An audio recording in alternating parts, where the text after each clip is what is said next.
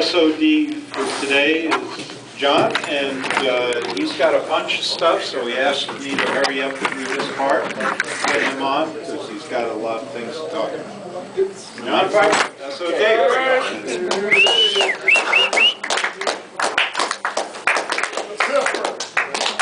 got to pay attention. Use the mic, because I did this especially for Don Smith. He's big into church, so we brought a chart today. Can you see that, Don? Yep. Right, there you go. I can't see it now, John. This is my life right here, because that's what Sertoma of the day is all about, right? Right. Okay. And this is a presentation to Arapahoe Sertoma Club, and this chart was specifically designed for Don, because he nags me if I don't do it. That's when I was born, March 23rd, Denver, Colorado, 23rd in Lowell. If anybody's taking notes, you better start now. This would be the schools that I went to. Boulevard Elementary, that's at 23rd and Federal. Where I spent kindergarten. Got it? And then we moved to Littleton, Colorado, and went through lots of grade schools. And I had a one-room schoolhouse in first grade, and then second, third, fourth, fifth, and sixth, and seventh. Huh? Yeah. Well, it took me a little time to put this together and various elementary schools, because at that particular time when I was growing up, the Martin Company came in town, and Littleton was expanding, so they had to keep shifting us different schools. Does that make sense? Okay. Okay, and then 8th grade was the only exception. That's where I went to Littleton Presbyterian Church in the basement right there at Windermere and Littleton Boulevard. Like the way That was a new Presbyterian. experience because it wasn't really technically a school, but we got by. Remember that? The building is still standing. All these buildings are still standing except the first grade and the second grade. They made that into Arapahoe Community College. High school, they started that brand new high school in whatever year it was, 57 or something, and that's where I went through high school right to the 12th year at Littleton Boulevard, and Can't see Tom. are you taking notes? I mean, Oh, I'm sorry. Okay, everybody got this? What was the name of that high school? Yeah, I went there a year. Okay, moving right along, Tom. Well, you guys over here got a mover. Yeah, we can't something. see. Okay. Here We we can't go. hear either. Is that area everybody got done? You're talking. Okay. Now we can't see. Take those, Randy. I'm sure that I'll send you the video. Larry does not care. Anyway, high school. They'll be filmed at 11. Littleton High School. I played football, basketball. We were state champs, and I played baseball, lettered all that, and I also lettered in band. And as a result of that, I got voted most friendliest person, and I had quick hands. That's what all the girls said in high school. I was only 150 pounds. Can you believe that, Doug? I like the 11-second 100-yard dash. What would it be now? No, that was a 11 minutes? 100-yard dash in 11 seconds. Right now, it would be probably an hour and a half. Okay, pay attention now. We got to do this quick. These are the different places I lived at. I was born in Denver, and I stayed there until I was 6 years old. Then we, Mom and Dad moved to Littleton on South Laughlin, which is about Ridge Road and Laughlin, if anybody cares. And then, that was till I was 17. And then moved over to Laddie because I got married right in here. And that was from 18 to 20. That was the first marriage. And then we go to South Fairfax, which is in Denver, for a couple of years. Made a $500 profit on that house. Then I went to Pimlico Street. Now, Pimlico's real close to where Will Martinez lives, and lived there for about 3 or 4 years. And then I went over to South Logan Street in Orchard, lived there for a few years and made a couple bucks. And then I went to Prentice, which is in Greenwood Village. Made a lot of money on that. And I was in the insurance business, and here I am making money on real estate. Anyway, and then I currently live on West Stetson, which is out of Marston Lake, unit number 30. And I've lived there for quite a few years, 30-something. Okay, now you want to talk about the jobs? Who's taking notes here? You failed to mention Don your Smith, he's football recording it. scholarship. You failed to mention your football scholarship to University of Denver. Well, I know, yeah, I did get a scholarship when I was a senior in high school, but unfortunately the timing was bad, John. They canceled the football program, and I entered college at DU. So I had to pay for it myself, and my mom and dad said, that's probably a good thing, because you'll probably learn something instead of getting your head whacked too many times, which is probably true, even though I've been whacked several times. Okay, jobs. At age 6 to 10 years old, I did magic tricks, and I also worked at my dad's miniature golf course, which was down there about Evans and Broadway.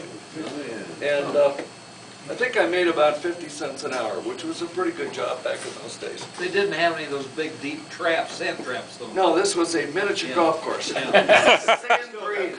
Yeah. Sand greens, yeah. Yeah, it was not a difficult deal. You just had to focus. Some of these guys that putt in this club do not know how to get the ball straight. However, and then about 10 to 14 years old, I worked as a timber post paper boy. That was a pretty good deal. Had 250 customers, and my route went from Ridge Road, which some of you know about, to Littleton Boulevard, and Windermere to Santa Fe. And I made probably 200 bucks a month, which was not too bad when you're 10 years old, right? Way back when. Yeah, I had a nice bike. At that time, Money in the alley. actually, at that time, I had 3 employees. One of them was my mom, who delivered some of those papers to various locations and would load them up in the bags, you know, that I'd put on my bike. Paper bags. Yeah, and then I had a couple of 8-year-olds working for me that would actually Child labor law. visual aid, see? Nowadays, you get your newspaper in one of these deals because they must have figured out that way back when I was a kid, the paper might have ended up in a puddle or on the roof or something like that. You got wet paper. Way back when I was a paper boy, you had to wrap this stuff up in what they call a rubber band. That's why I had all these employees, because we had to do that, you know, before plastic was invented. Where was I? Okay. Yeah, don't start over, please. And then from about 12 to 22, I helped my dad because he was a tile setter, and I was his #1 helper. So I do know how to put down tile on the floor and the walls, and that was a pretty good part-time job. Then all of a sudden, after I got out of college, bingo, State Farm came along, and that was from about 22 years old to 62 years old, which was 40 years, which is more than most of you have ever worked for one employer, right? Wait a minute. Anybody? Well, except Ben is an antique. Well, yeah, a couple of you guys, I'm actually. you haven't been around that long. I'm actually younger than that. Did you not like that announcement? Anyway, that was a long time. You should live that long. Anyway, in between this and my retirement, I did the Army Reserve. Now, I did this segment just because I knew John would bring this up, and that was a year and a half in the Army Reserves. This was back during the Vietnam days. Grueling, huh? Yeah. I did not dodge bullets. I went over to a JAG unit, that's a Judge Advocate General unit, where we, you know, learn how to use a court reporter, which they probably don't even do nowadays. But anyway, I got out on a hardship discharge because by that time, most of the guys that were in my unit were attorneys, which was kind of like silly, but you know, that's the way it worked. There's only 6 of us that learned how to use these machines, and then the only boot camp I went to, or whatever, you know, summer camp, they had canceled the school 2 years before I got there. So what's that tell you about how organized the military was during the Vietnam era? Anyway, that took place, and then, okay, and then we go down to retirement. That's from 62 to 70, I have become a property manager. And all I do now is collect rents. About 15 different places, You yes. did all these cancellations during your growing up. What happened when you start getting married? No cancellations. I'm coming to that. Be patient. There we go. Yay! I know this is what you were waiting for. You got a question, Dean? Bob, yeah, John, you worked for Bob Gardner. Gardner. Yeah, well, that's when we were down there screwing you out of money at the bank. You remember that part, didn't That's you? where you learned all Yeah, I didn't know what I was doing, but yeah. That's when I met Dean Hiss, was way before this group. I remember Bob Gardner. Anyway, I wasn't at fault there. I didn't know what the hell I was doing. What would most of you in this room remember back when you were 19 years old? Okay, now, we're talking about wives. I've done this a couple times before. First of all, we have 6 of them, okay? Anita for 5 years, and as a result of that, that was Maria and Teresa. Maria's 50 years old, Teresa's 48. Second wife was Karen. That was 13 years, that was a good one. And Dave and Denise, as a result of that. And they're 40 and 44 years old. Nancy, Rosemary, and Dee did not last that long. They were like a 1 or 2 year stay. And so we got divorced. And then Diana stayed around for about 9 years. And that was it. So the total is really 6 wives and 1 live-in, which was Karen, which some of you might have met in the last 8 years. How long did it take you to institute the prenup? Well, on a couple of them I did, which was a good idea. And a couple of them I didn't, and it cost a lot of money. Glad you brought that up. John, I want to know, when you were having intimate moments, did you tape their name on their forehead? That's a good one. That's a post. No, not really. I should have sold them a ticket to that door. On her back. Okay, here we go.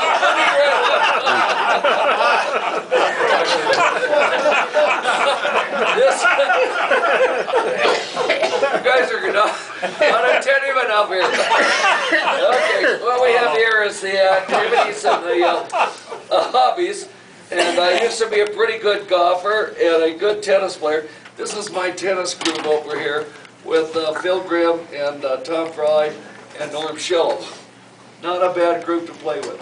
The only reason I could keep up with them is because they were 10 years older than I was. Yeah.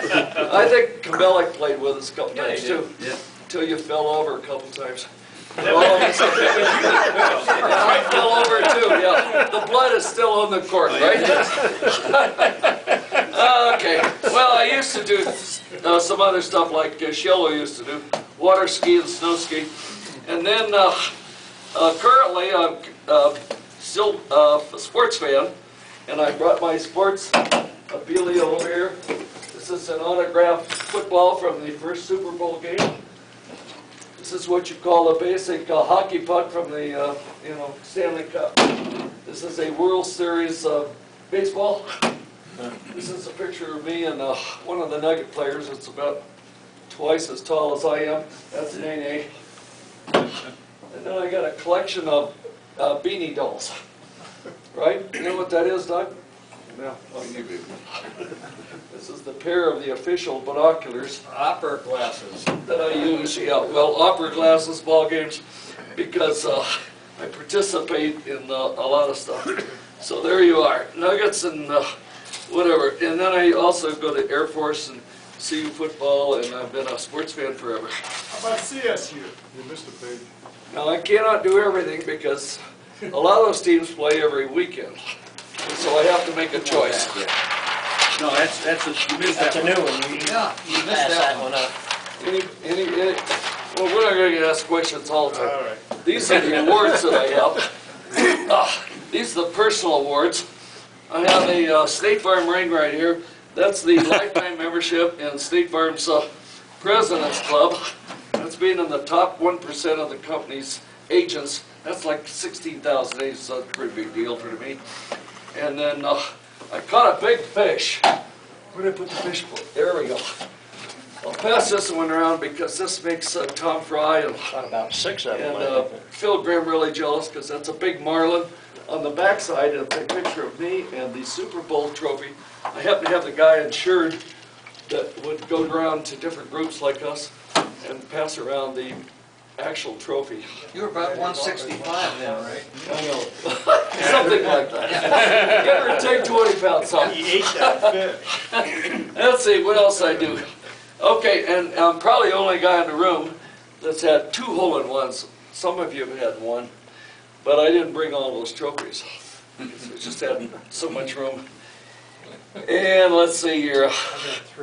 You already heard about my trophies, which is the number of wives. And, oh, well, I also have something that is out on that back table that you can pick up on your way up, and that is the tips of how to handle your wife.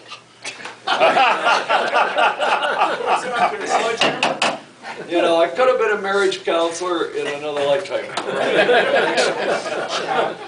But it's really funny, it's only 4 pages, and you should take that home, and you and your wife go over that. It's all the don't Because do's, right? there's some really good information in there as to what you could or could not do, and it's scored on a minus and plus basis. My squirrely brother told me about that one a long time ago.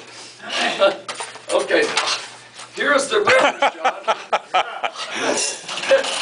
This would be the Weaver River, which is about Ridge Road, and then over here is the Sherman River, which is real close to where Don Nelson lives. He lives right here, and I lived over here for first 17 years of my life. And then it drains into the Stern Creek.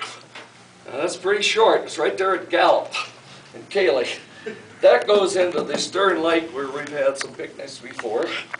Okay, and then the Stern Lake under the city of Littleton downtown drains into the South Platte.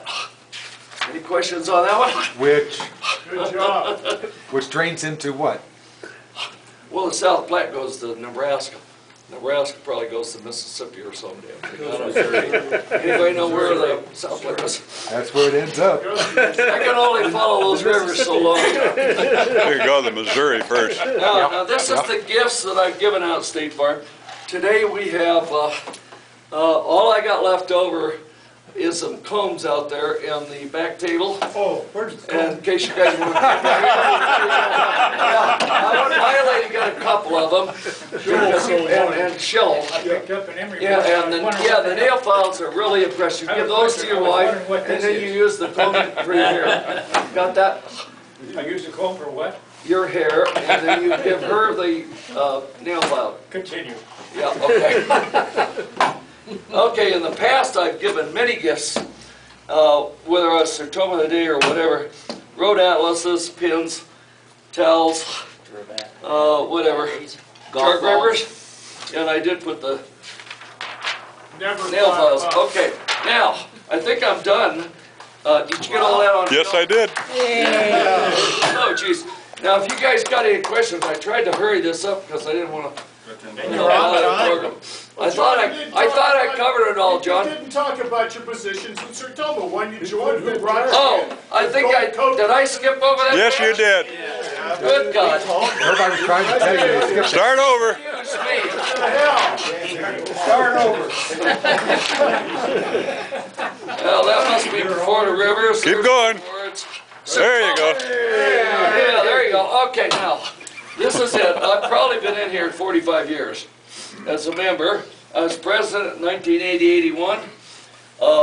I'm always, you know, for the last few years, 15 maybe, at Table 1. I was the program chairman for 5 years, the social committee for about 10, which really bored a lot of you guys. It was not as good as we got today. And then social committee, because I helped line up some parties. And Harder and I and Bill Worth and Steve Boyer, we built a lot of clubs. I was on that. And new members, I probably have brought in 25 to 30 new members, either this club or other clubs that we built. And it's really not that hard. All you have to do is find some crazy person that has a little time that you know and has a little money. And you could bring them as a member because we need some new blood. Because every once in a while one of our guys check out. Now,